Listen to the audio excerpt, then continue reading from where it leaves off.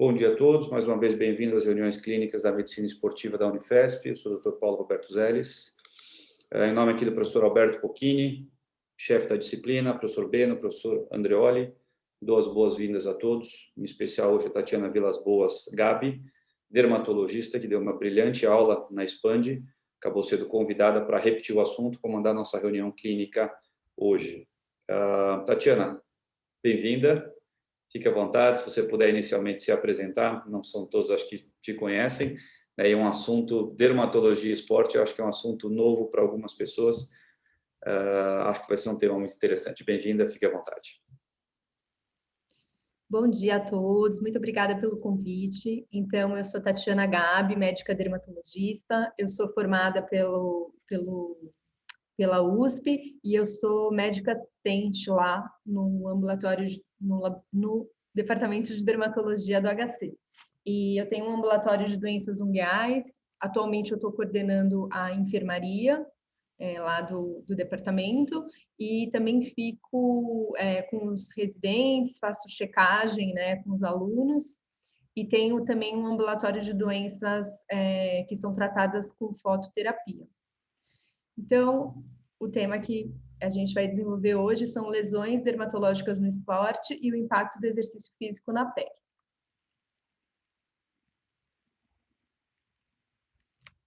Ixi, não está passando. Ah, então tá. Então, a dermatologia no esporte, né? A gente sabe que várias lesões de pele diferentes podem aparecer nos atletas e nos praticantes de atividades físicas por conta do trauma, né? Fricção, calor, e também podem surgir doenças inflamatórias e infecções nesse mesmo contexto. Então, aqui a gente vai revisar algumas pistas diagnósticas e os tratamentos das principais condições que a gente encontra, né? Então, nas lesões causadas pelo trauma, a gente tem o surgimento em várias atividades esportivas, por conta do trauma repetitivo, por conta do suor, do atrito, né? E os esportes mais associados com esse tipo de quadro são a corrida, o tênis de mesa, o beisebol, o golfe, todos aqueles que envolvem, na verdade, contato com equipamento. E isso pode levar ao surgimento de bolhas e vesículas, né? E a gente vê isso com bastante frequência.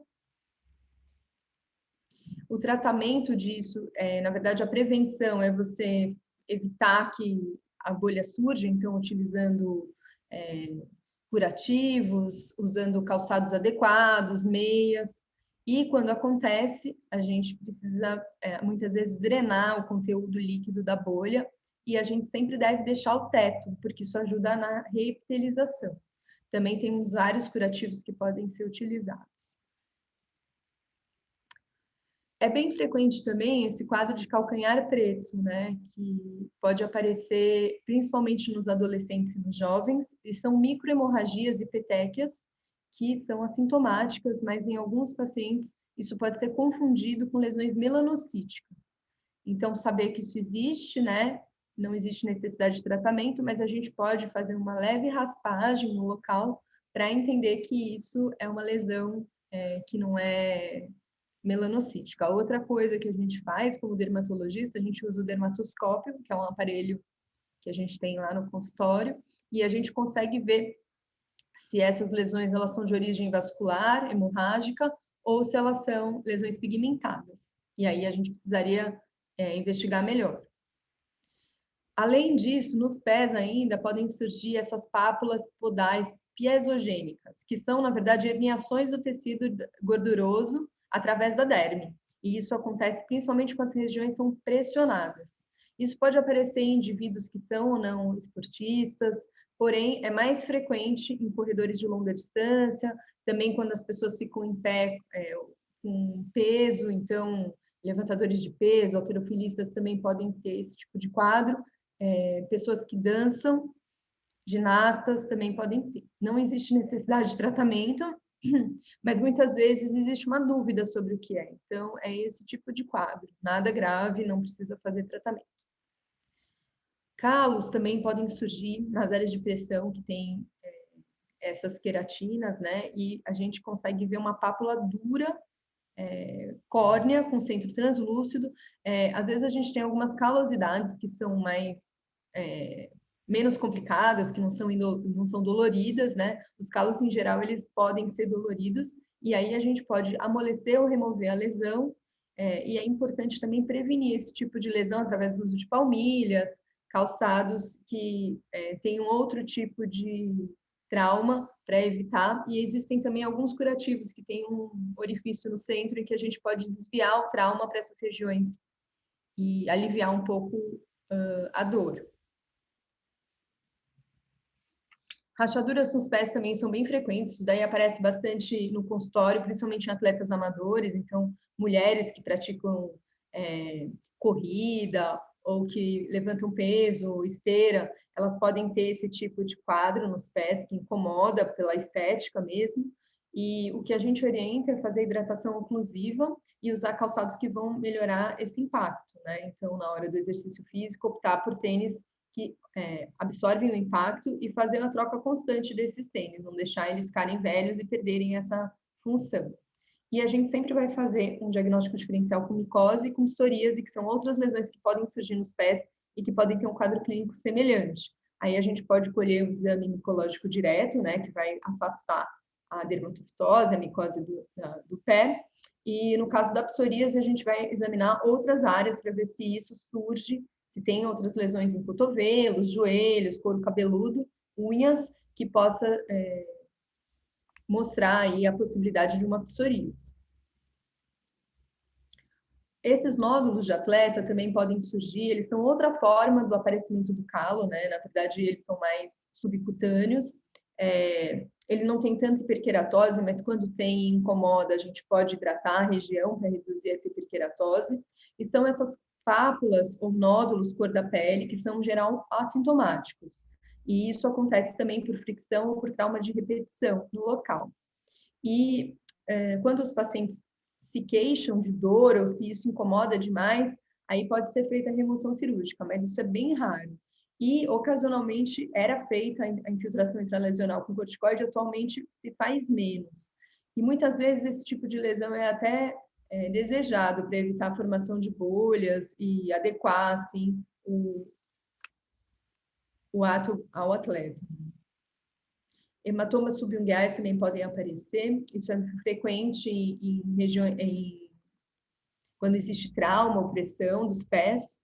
Pode aparecer em vários esportes, então é bem frequente em futebol, tênis, corrida, né? Mas em outros também podem surgir, principalmente quando o calçado não está adequado, mas também por conta do trauma.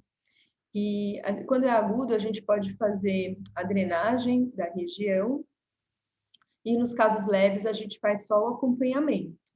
Principalmente quando é crônico, que não há necessidade de fazer a drenagem. A gente drena quando está dolorido e quando é agudo. E a prevenção é justamente o uso de calçados adequados ou confortáveis, dependendo de cada caso, palmilhas, e pode ser usado também um dedal de silicone, né, que inclusive vende pela internet, vende em casas esportivas, que previne o surgimento disso. Tem também um outro quadro que aparece na unha, que eu não coloquei aqui, que é a onicomadese espontânea, que é quando a pessoa perde a unha a partir dessa região.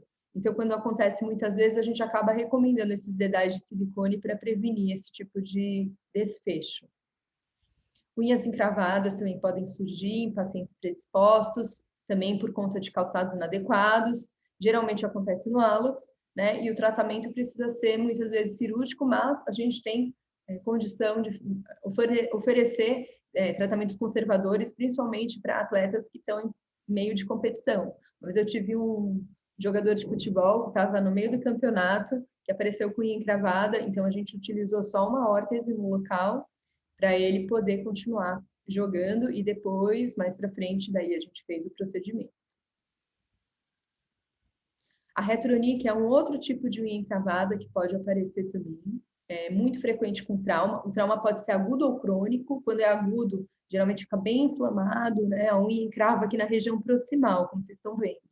E isso confunde muito com micose, confunde muito com infecção bacteriana, e é apenas uma unha encravada. E a conduta é avulsionar essa unha, porque aí a gente consegue liberar essa região e é extremamente doloroso. Temos também os mamilos de corredor, que são famosos, né, por fricção e erosão da região, então levando a uma dermatite erosiva. É mais frequente em corredores de longa distância e o indicado, então, é utilizar lubrificantes durante a corrida. Curativos também podem ser usados. Precisa ter uma atenção para o tecido da camiseta e as mulheres se orientam a utilizar tops adequados. Dependendo do tipo de top, isso pode inclusive piorar. Para tratar, a gente precisa excluir as infecções, porque muitas vezes não está cicatrizando, porque a dermatite erosiva infectou secundariamente, e a gente recomenda o uso de mupirocina, que é uma pomada, esse agente anti-infeccioso na pomada, né? E hidratantes à base de vaselina quando não tem infecção. E aí isso acaba cicatrizando sozinho. As assaduras também podem surgir em várias modalidades esportivas, então acontece, por exemplo, nos ciclistas, também pode acontecer nos remadores, né? E mesmo nos corredores existe também uma assadura que pode acontecer no sulco interglúteo, com hiperpigmentação no local. Então, é uma dermatite eczematosa que a gente chama, né? Pode surgir uma lesão que a gente chama de líquen simples crônico, na verdade é um espessamento da pele, que acontece prurido, hiperpigmentação, e isso pode levar a lesões no local, conforme a pessoa se coça, porque isso é extremamente pruriginoso. Então, a gente pode tratar com corticoides de alta potência, que vão afinar essa região e vão diminuir o prurido associado. Além disso, a gente pode prevenir através de acolchoamento do banco, do selim, também uso daqueles shorts de gel, tem também cremes anti-atrito que podem ser utilizados nos corredores, e também se aconselha, principalmente nos ciclistas, a não usar roupa íntima, porque a própria roupa de ciclismo, ela supre essa necessidade, vamos dizer assim. A miliária rubra, ela pode aparece muito em bebês, né? Mas no atleta por conta do aumento da temperatura do corpo e oclusão do ducto de suor. Então, a gente tem pápulas eritematosas, finas, e aí a gente recomenda usar roupas secas e pomadas hidrofílicas. E também o ideal seria diminuir a temperatura do corpo, mas às vezes a gente sabe que isso não é possível. Reações de fotossensibilidade podem acontecer nos atletas que praticam atividades esportivas no sol, né? Então, áreas fotoexpostas. E isso geralmente está associado também com o uso de alguma medicação, algum produto, às vezes até mesmo uma pomada que foi utilizada para tratar alguma ferida, e isso pode reagir com a exposição ao sol e levar a lesões avermelhadas nas áreas expostas ao sol. A queimadura solar também pode acontecer, principalmente nos jogadores de futebol, atletas de corrida, de longa distância, todo mundo que se expõe ao sol. Inclusive, existe maior risco do surgimento do câncer de pele nesse pessoal. Então, a gente recomenda muito o uso de filtros solares que não saem conforme a pessoa sua, né? Mas a gente sabe que isso é um desafio. Tem também algumas roupas que protegem da exposição ao sol. Existe também a paniculite por trauma. A paniculite por trauma ela aparece em ciclistas que também têm trauma com a região do selim, né? E surfistas que têm contato com a prancha. Isso também está associado com temperaturas extremas, então principalmente o frio. Então é a junção disso com a exposição ao frio que pode levar a esse quadro de inflamação do tecido subcutâneo. E essas paniculites elas podem ser lobulares, podem ser septais, e confundem com outras doenças, né? Então, geralmente a gente faz um ultrassom e a gente consegue ver, e muitas vezes é necessário até fazer uma biópsia para excluir algumas outras coisas mais sérias e graves, como, por exemplo, lúpus e outras paniculites que podem surgir. Lesões inflamatórias também podem acontecer, né? As que mais acontecem são as dermatites de contato. Também tem a urticária, principalmente a urticária colinérgica, a urticária solária por frio. Lembrar que a urticária colinérgica ela não responde a antistamínicos, né? As outras urticárias sim respondem. A urticária solar também, em pessoas que têm essa predisposição, a gente pode fazer um tratamento. E a urticária por frio, muitas vezes, ela impede o atleta de participar em temperaturas baixas. Mas pode ser usado anti-histamínico. A dermatite de contato. Então, alguns esportes vão favorecer o aparecimento dessa dermatite. Ela é muito frequente mesmo, por conta da maior parte dos esportes cursar com ciclos de lavagem, secagem, fricção, presença de substâncias químicas e suor. Então, o quadro clínico ele é bem parecido, mas ele pode variar porque a gente tem dermatite de contato em várias fases, vamos dizer assim. Então, a gente tem uma fase aguda, que é a dermatite de contato, ela é vermelha, edemaciada e pode ter o surgimento de vesículas e bolhas, e é pruriginosa, sempre deve ser pruriginosa, né? As dermatites em geral são assim. E a gente tem dermatites crônicas, que têm liquenificação, com aumento dos sulcos naturais da pele e um espessamento mesmo da pele, né? Da epiderme fica espessada, pode até ficar escurecida. Então, a gente tem essas diversas fases. E a gente muitas vezes tem uma dificuldade de diferenciar se essa dermatite de contato está acontecendo por irritante ou por alergia, tá? Então, existe essa diferença. Por exemplo, em praticamente todos os atletas, a gente pode ter dermatites de contato alérgicas acontecendo por substâncias contidas nas pomadas tópicas, que são utilizadas para alívio da dor e para hidratação e lubrificação. Mas aqui eu trouxe algumas condições especiais para a gente ver. Então, na natação, a gente pode ter dermatite de contato alérgica pelo óculos de natação, que geralmente é de borracha ou de neoprene. Em alguns indivíduos pode causar, sim, uma alergia verdadeira, né? E as toucas que têm essa substância, mercaptobenzodiazol. Os irritantes, eles podem estar presentes, por exemplo, no que foi utilizado para limpar a água da piscina, né? Então, isso pode causar uma irritação na pele dos nadadores. A gente precisa também saber diferenciar, porque existem outras condições que vão surgir, que eu vou mostrar mais para frente, como foliculites por pseudomonas, por exemplo, que podem também confundir.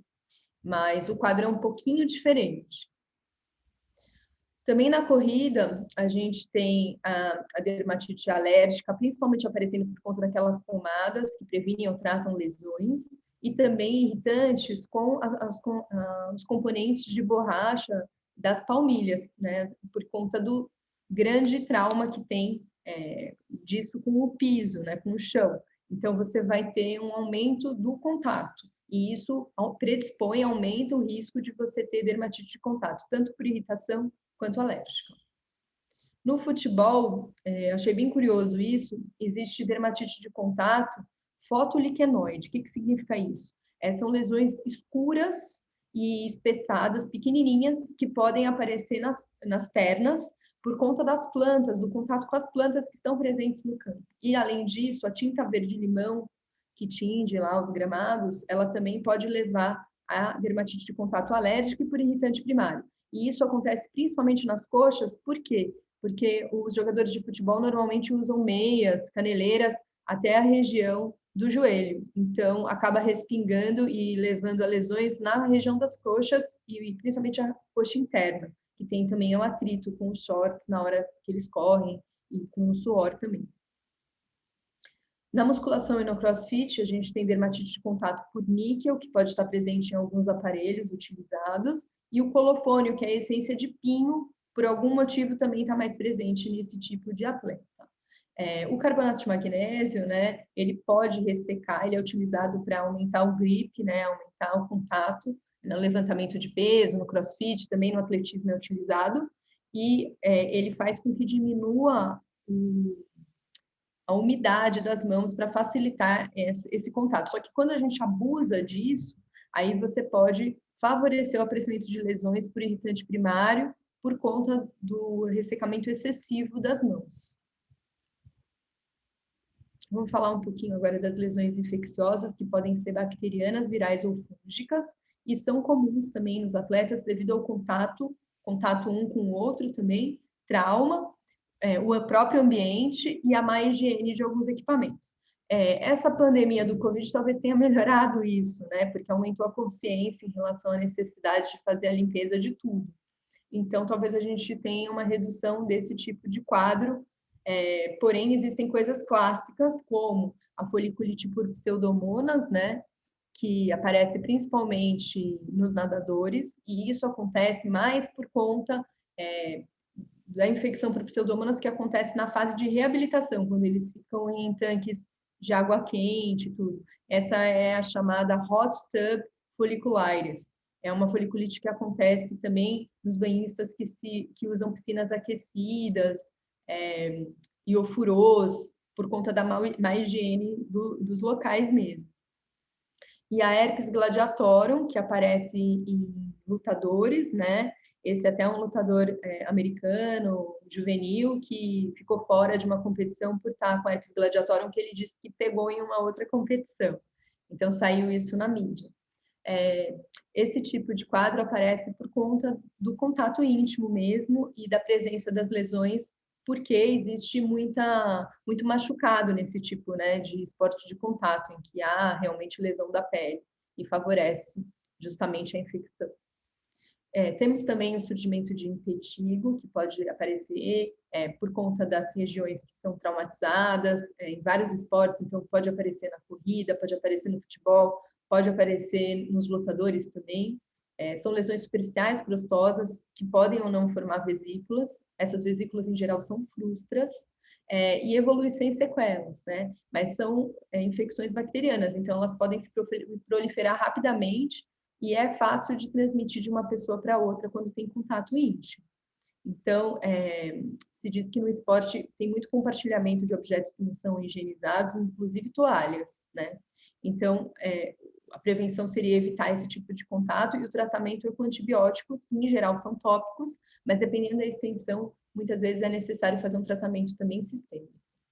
A erisipela é um quadro mais grave, que pode surgir de um impetigo inicial, mas em geral não, né? E a gente tem os streptococcus penetrando por solução de continuidade quando a gente tem uma porta de entrada. Então, geralmente feridas que acontecem durante acidentes do esporte. Foliculites e furúnculos, então, é quando a gente tem uma infecção, em geral, estafilocócica, que vai atingir o pelo, ou na superfície, aí a osteofoliculite, ou na profundidade. E aí a gente tem a cicose ou a furunculose, que é quando o furúnculo surge quando você tem uma infecção mais profunda da unidade pilosebácea. E aí eu falei para vocês da foliculite por pseudomonas, né? Que é quando a gente tem a pseudomonas atingindo o folículo piloso. E aí eu falei para vocês que é mais frequente em áreas que são aquecidas e que não tem uma limpeza adequada. O tratamento é feito com antibióticos, se não houver melhora, os antibióticos utilizados de forma tópica, mas muitas vezes esse quadro se resolve espontaneamente. E a prevenção pode ser feita. Opa! Vocês estão me vendo? Sumiu minha imagem. Estamos vendo bem aqui. Minha imagem sumiu para mim. Deixa eu ver o que aconteceu aqui. Deve ser meu computador. Aqui estava tudo bem. Quiser começar de novo a apresentação, estamos vendo e ouvindo você Não, bem. já deu. Deu certo. Ok. Acabou passando o slide, você estava no slide que tinha a foto de um pé. Sim, aqui. Então, o tratamento então é feito com antibióticos, se houver necessidade, mas muitas vezes o tratamento acontece de forma espontânea. E a prevenção é evitar dividir objetos contaminados e se isso for impossível, enfim, se houver um contato íntimo com pessoas que podem estar contaminadas, objetos desse tipo, se aconselha usar sabonetes antissépticos. Então, é uma forma de prevenir esse tipo de quadro. Né? O problema de usar sabonetes antissépticos com frequência é que isso pode levar a uma desidratação importante da pele e isso, por outro lado, vai atrapalhar a barreira da pele e facilitar o surgimento de outros tipos de quadro, né? Então, os quadros inflamatórios, as dermatites.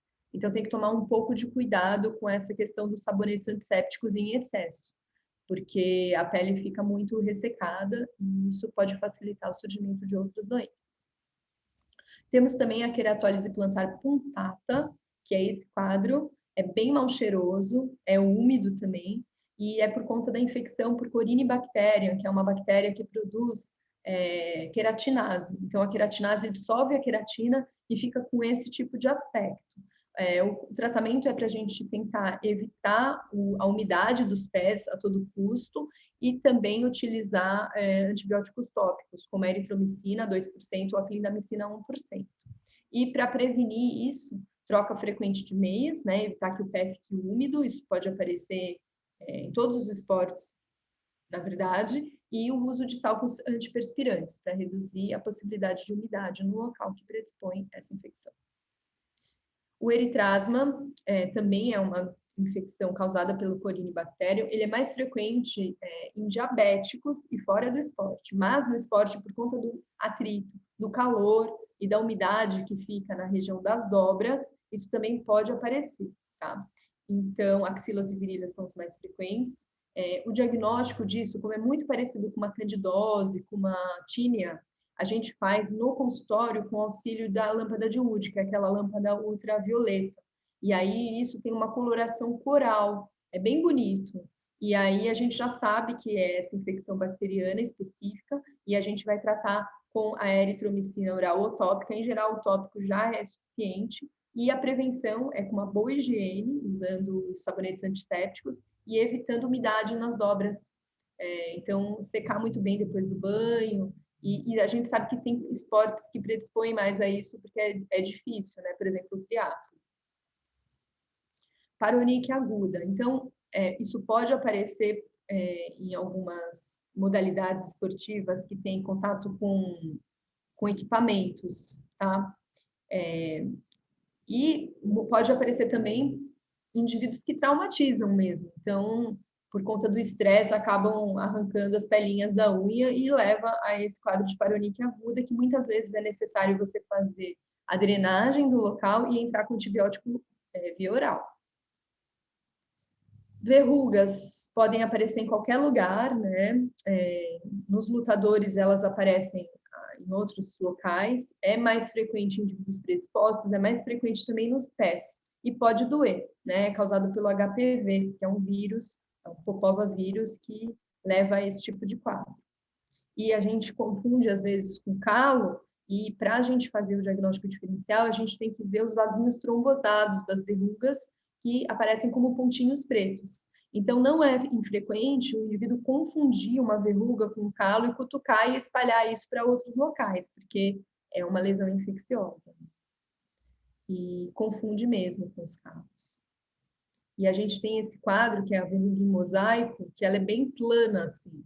Então, quem não conhece, muitas vezes não sabe nem do que se trata, né? É uma coisa mais diferente.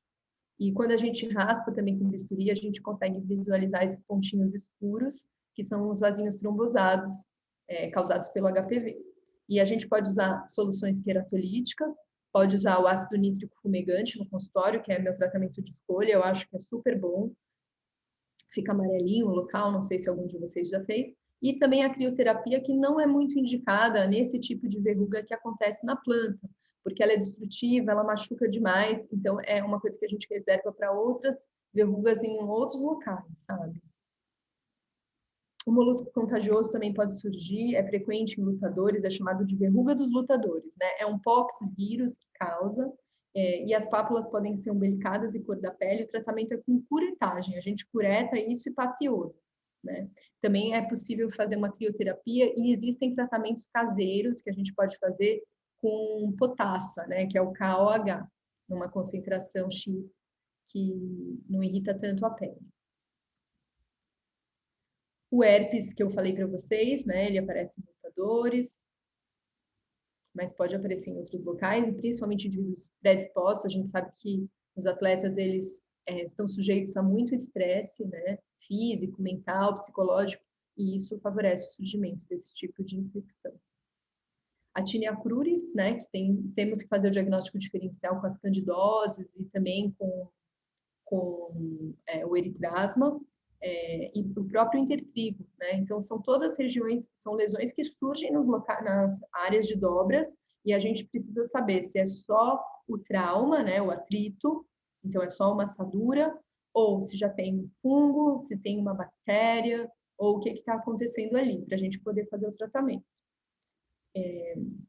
Existe a Tinea gladiatorum, né? Que é o surgimento de tinea em lutadores, né? Por conta do trauma frequente, do contato próximo dos corpos e tudo mais, podem surgir esses tipos de lesões em vários locais do corpo. A Tinea cruris é uma forma que aparece em vários tipos de atletas, né, por conta da umidade, do calor e do atrito, mas pode aparecer em vários outros locais do corpo nos lutadores. O diagnóstico é feito com um exame micológico, a gente pesquisa a presença do fungo, localiza e aí a gente faz os tratamentos. Em geral, a gente gosta de usar antifúngicos orais para esse tipo de quadro, mas os tópicos podem ter um resultado interessante também.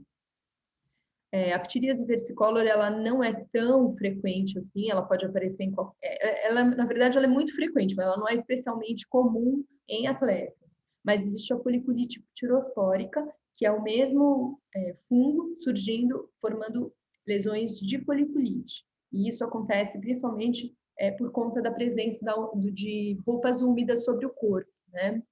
Então, o tratamento é feito também com cetoconazol tópico, e pode ser necessário o uso de antifúngicos orais.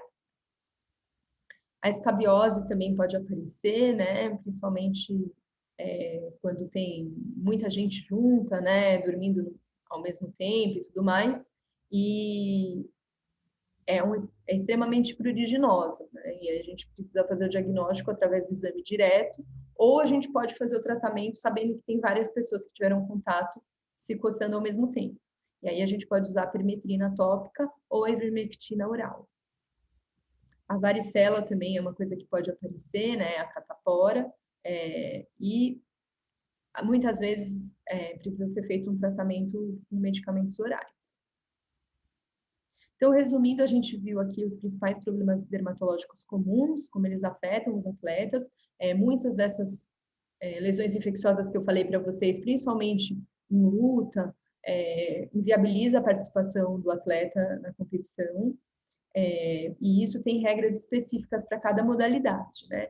E muitas dessas lesões de atrito, por exemplo, uma unha encravada, elas dificultam muito a participação do atleta pela dor e pela própria presença da lesão. Em relação ao tratamento, alguns dos tratamentos que são realizados, eles podem ter problemas que atrapalhem o atleta, né? Então, precisa olhar direitinho, né? A gente, como dermatologista, quando vai fazer o tratamento desse tipo de atleta, a gente sempre conversa com o médico do esporte para ver se o que a gente quer usar é viável. E vice-versa, muitas vezes tem esse contato do médico do esporte com o dermatologista para saber quais são as opções, já que isso, aquilo e aquele outro ele não consegue utilizar. Eu vou começar a segunda parte da aula, deixa eu ver se tem perguntas. Excelente, só a Karina aqui, doutora Tati, obrigado pela aula. Enfim, todo mundo dizendo aqui que está excelente. Dúvidas? Felipe pergunta, há exames específicos para o diagnóstico de urticária colinérgica? E qual tratamento posso realizar para alívio rápido durante a prática do esporte do atleta? Obrigado. Então, deixa eu só... A urticária colinérgica, né? Ela pode, sim, atrapalhar bastante o atleta. A gente pode fazer o tratamento com anti-histamínicos, né? E para fazer o diagnóstico não é muito simples, mas em geral são lesões menores do que as lesões de urticária normais. E deixa eu só ver aqui se eu tenho mais alguma coisa para falar sobre isso. Deixa eu ver aqui, a minha colinha aqui. Fique tranquila. Então, são lesões menores que o normal, e a gente tem que perguntar para o paciente, basicamente, se essas lesões surgem depois do exercício, porque está muito relacionado com o calor que o corpo produz depois do exercício. Então, o diagnóstico vem um pouco da história, né? Porque se a gente for fazer biópsia, essas coisas não vai ajudar.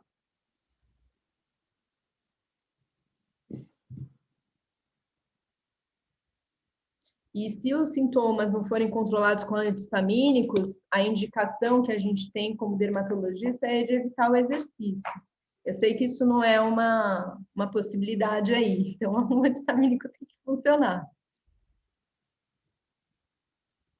A gente vai ter uma mudança com relação aqui ao doping a partir do ano que vem com relação ao corticoide, tá? Não sei, eu acho que todas as vias de utilização do corticoide vão ser proibidas. Eu realmente confesso que eu não sei, não fui a fundo a partir do ano que vem sobre o uso tópico. Mas a gente sabe que em dermatologia tem muita coisa que acaba usando o corticoide. Sim.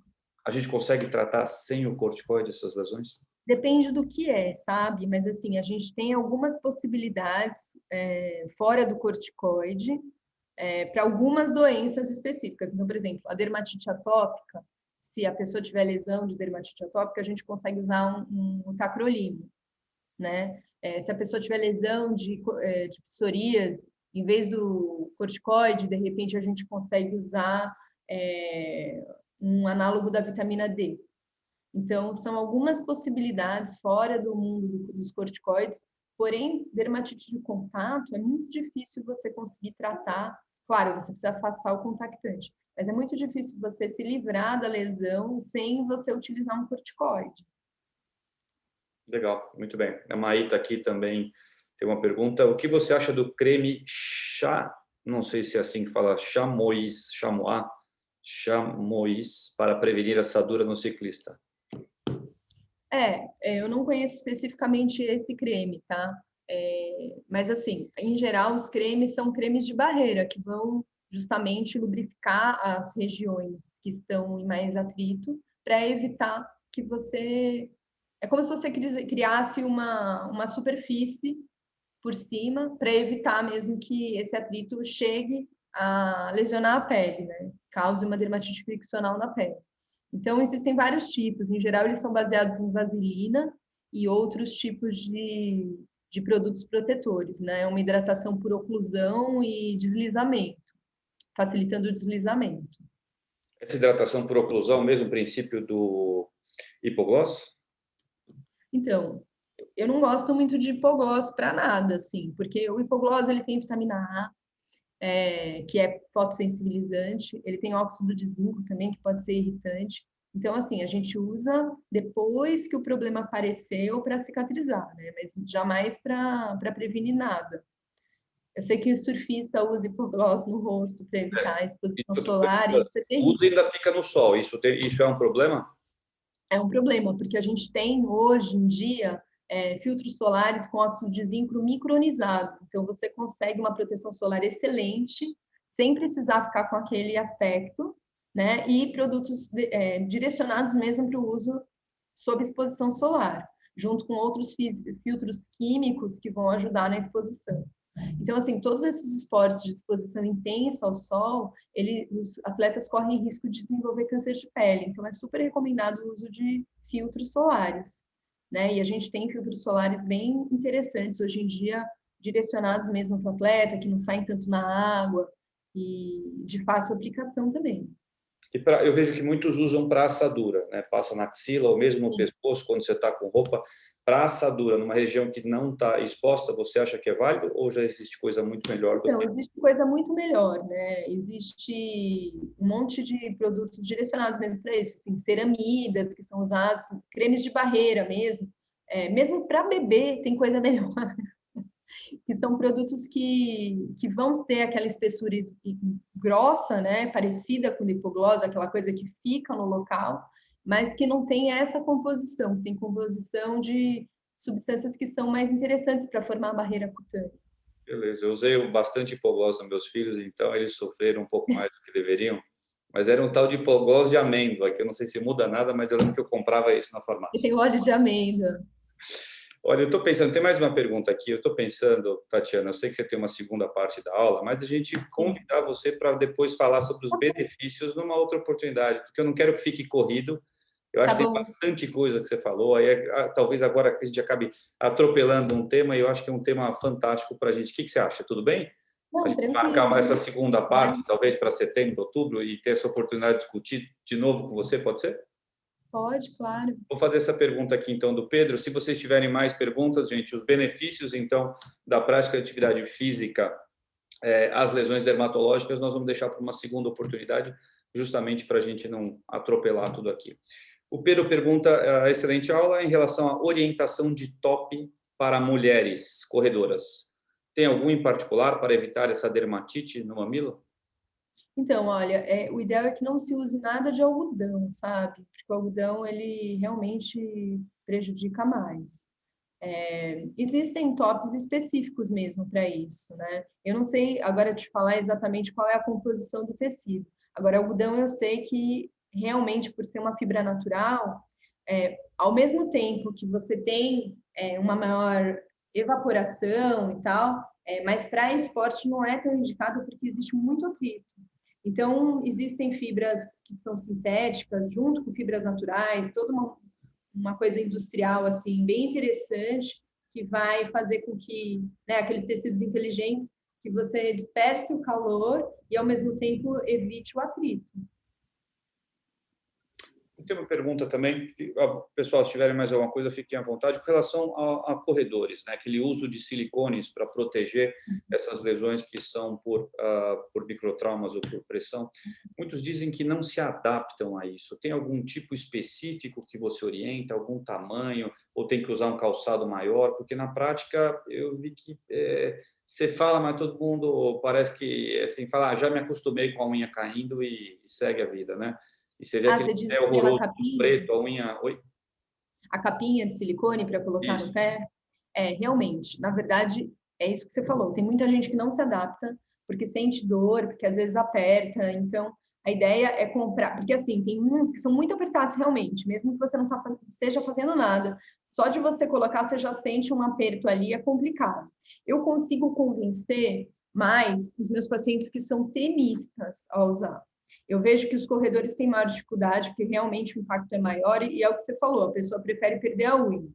Mas o tenista, ele se adapta bem. Aquela parada que o tenista faz na frente da rede é terrível para a unha. Então, eles sofrem muito com aquela retroníquea. Então, quem tem retroníquea, não quem perde unha prefere perder a unha. Quem tem retroníquea, que é aquele encravamento na região proximal, que é extremamente doloroso, aprende rapidinho a usar o silicone e fica super tranquilo usando.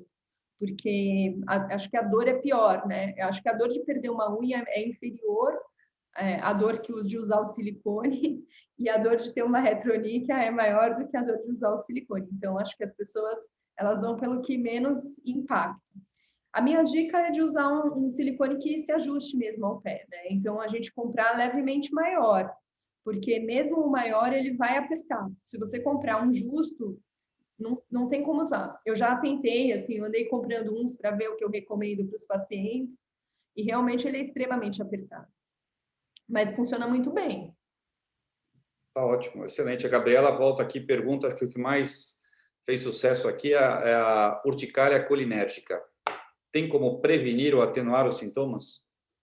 Então, é o que eu falei, a prevenção da urticária colinética se faz com o uso de anti-histamínicos, né? Aí a gente precisa adequar o tipo de anti-histamínico com a prática, porque tem anti-histamínico que vai dar sono, que não tem nada a ver, então a gente precisa usar um anti-histamínico não sedante. Quando a gente não consegue controlar esse tipo de quadro, porque tem pacientes que não vão controlar só com anti-histamínicos. E assim, só para vocês terem uma ideia, a urticária a gente pode usar altas doses de anti-histamínicos, tá? Então, quando a gente não está controlando o quadro, a gente consegue aumentar, usar de classes diferentes, e a gente pode ir aumentando. Então, a gente usa uma dose bem maior do que o que está recomendado ali na caixinha. Mas, mesmo assim, alguns pacientes não controlam. Então, se isso não tem controle, né, aí a recomendação que a gente dá para os nossos pacientes no consultório, porque a gente atende pacientes que fazem atividade física e não são atletas, né? Uhum. Eu acho que um indivíduo que é atleta, dificilmente ele vai desenvolver uma urticária colinérgica, porque acaba que o paciente não consegue fazer, né? A pessoa que tem isso, ela acaba não se envolvendo muito com o esporte, a não ser que fuja depois. E é difícil, mas pode acontecer.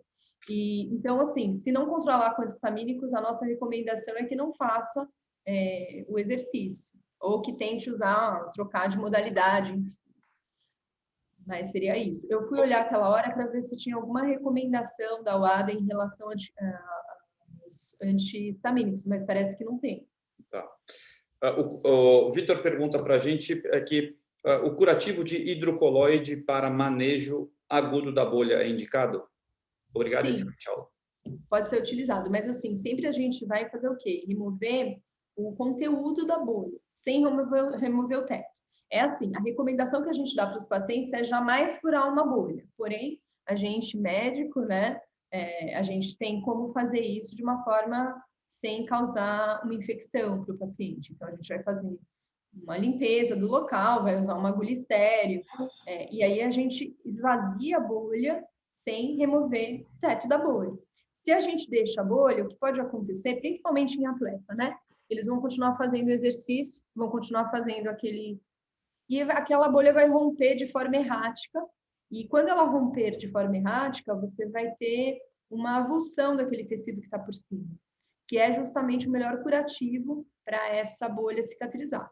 Isso às vezes já acontece. Quando você vê a bolha já arrancou o teto, já está aquele caos. E aí, nesse caso, o hidrocoloide é bem indicado, porque ele vai fazer um ambiente propício para você ter a reepitelização daquele local. E também ele encapa meio que o local, ele diminui o atrito em cima. Tiraram um sarro meu aqui dizendo que hipoglose é da minha geração, que isso nem existe mais, mas enfim. É, da nossa. Outra coisa, a gente sabe, bom, várias pessoas aqui, eu sei que tem triatletas, tem corredores, enfim, praticantes de crossfit, musculação, ginástica, não sei se tem alguém aqui, não vi todos os nomes, mas a gente tem algumas lendas aí que a gente vê para resolver a bolha ali no momento que está acontecendo, né? Uhum. Então, longe de ser o ideal, a gente sabe disso, mas eu já vi querer jogar super bonder, colocar silver tape ou esparadrapo, essas coisas. Você está numa competição que você não tem acesso a um medicamento, você precisa terminar. Ou a gente vê muito isso no CrossFit. No treino ele vai fazer uma barra, enfim, e acaba abrindo a mão ali, entre aspas. Tem alguma coisa que você consegue fazer? Às vezes você tem um hidratante ali na bolsa, você consegue usar alguma coisa? É isso, hidratante e curativo. É exatamente isso, que é para fazer na hora que acontece, né? Aí depois, para tratar e realmente você conseguir um hidrocoloide excelente. E também você não vai furar a bolha no meio do negócio lá. É depois, né? Se a bolha sobreviver. Geralmente na ginástica, CrossFit não sobrevive, também nas Eu corridas. sei. Muito bem, pessoal, mais aqui 30 segundos, se alguém tiver mais alguma dúvida. E aí deixamos, então, Tatiana, a gente vê uma data para a gente fazer em setembro ou outubro, a gente falar desses benefícios. Acho que sua aula foi fantástica, eu realmente achei que eu não fosse ver dermato na minha vida de novo. Quando fui trabalhar em medicina esportiva, voltei a ver. Então, Eu tem um monte de imagino, coisa aqui que eu não porque lembrava desde a faculdade. É bom a gente saber que tem gente que entende, saber para quem caminhar, saber como resolver. Muito bem. Queria agradecer, então, excelente aula, brilhante, super boa apresentação, fotos fantásticas, acho que foi bem elucidativa. Fique, então, esse convite para essa segunda parte aí em algumas semanas, tá bom? Suas considerações, se tiver alguma... Enfim, muito obrigado. Se tiver alguma observação final, Tatiana, fique à vontade. não, só agradecer o convite. Que bom que vocês gostaram, né? E essa parte da aula não tem problema nenhum ficar gravado, se você quiser disponibilizar. Que bom. Então vai ficar no nosso canal da Medicina Esportiva Unifesp. Já vou postar logo mais, se alguém quiser o link. E eu mando para você o link também, se quiser compartilhar. Mais uma vez, obrigado. Boa semana a todos. Semana que vem vamos falar sobre treinamento em isquemia. Em algumas semanas, dermatologia e atividade física, parte 2, com a doutora Tatiana Gabi. Muito obrigado. Boa semana a todos. Obrigado, Tatiana. Um grande abraço.